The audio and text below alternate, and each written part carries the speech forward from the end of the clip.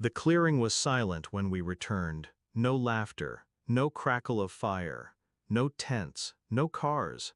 Just empty earth where life had been 10 minutes before. My son clutched my hand. His eyes darted. He asked where everyone went. I saw the note on the folding table, weighed down with a stone. This is for the best, trust me. Her handwriting, my wife's. I didn't answer my son. I just folded the note into my fist and felt the paper cut my skin. We met in college. She wore conviction like a second skin. Brilliant, beautiful, a fighter. I believed she'd stand with me through anything. When our son was born, she held him to her chest and whispered that she'd never let him hurt, never let him starve. But conviction rots. Love can sour. Somewhere along the years, she decided we were a burden, that life with her friends, her new family, was worth more than the life she'd built with us.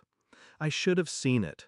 The secretive phone calls, the way she looked at me like I was already fading from the picture. But betrayal hides best in the people you trust the most. The first night in the forest, hunger gnawed, but silence hurt more. My boy asked if Mom was coming back. I told him the truth. No, it's just us now. And then I promised him something else. I said, we're going to survive. And when we walk out of this forest, they'll regret ever thinking we wouldn't. He nodded. He believed me. That belief became my weapon. We rationed what little I had in my backpack, half a water bottle, a protein bar. We found streams, boiled water in an old aluminum cup left behind. We learned which berries to eat, which roots to dig. I taught him how to snare rabbits, how to use rocks to spark flame. Every day I looked at him and thought, they left you to die. Every night I whispered, I won't forgive them for it. 10 days.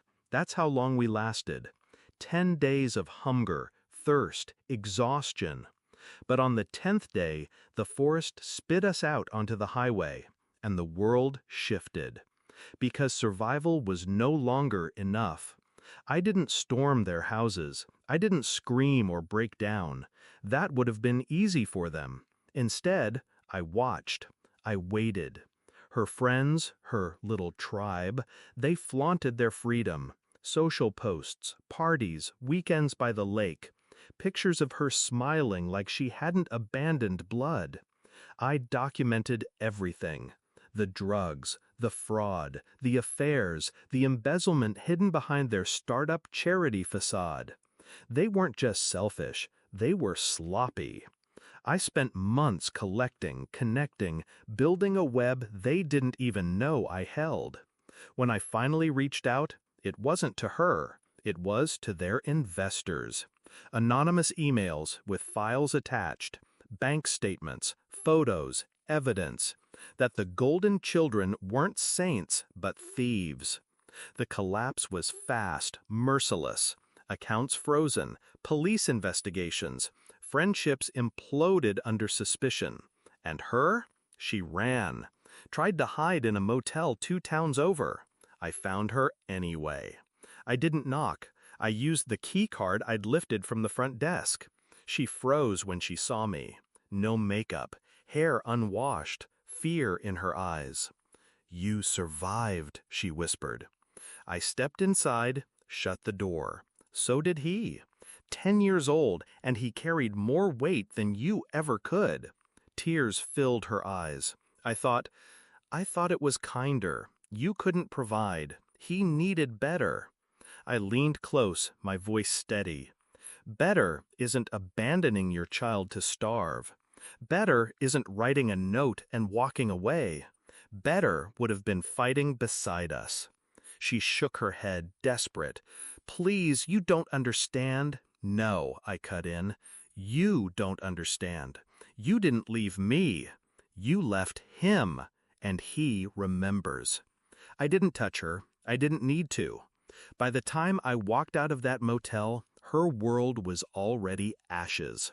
Friends gone, finances ruined, reputation shredded, And worst of all, she knew that every consequence came from me, from the man she called weak, from the boy she abandoned.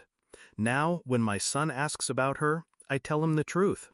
I say she chose herself over us, and we chose survival over her.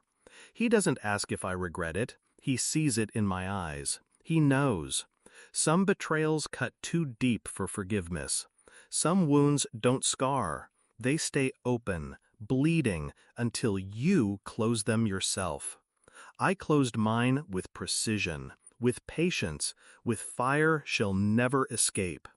And as I watch my son grow stronger, sharper, I know this. They left us to die in the forest, but we walked out, and they never walked free again.